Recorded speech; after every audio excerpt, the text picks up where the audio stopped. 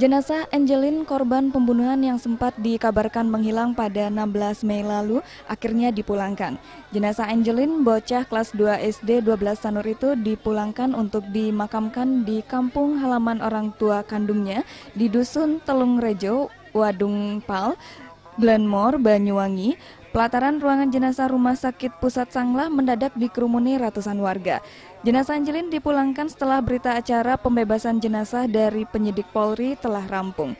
Jenazah dijemput dari kamar jenazah Rumah Sakit Sanglah Denpasar oleh rombongan dari keluarga kandung Angelin, Ikatan Warga Banyuwangi Dewata, Pemkab Banyuwangi, BPD Kota Denpasar, Kadis Sosial Provinsi Bali, Kepala Sekolah, dan para guru SD 12 Sanur.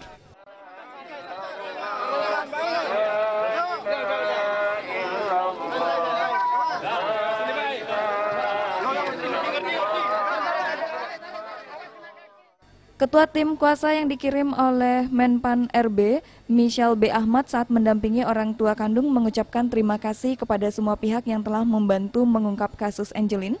Iringan jenazah menggunakan 8 mobil dengan pengawalan secara estafet dari Rumah Sakit Sanglah, dikawal Polresta Denpasar, Polres Badung, Polres Tabanan, dan Polres Jemberana.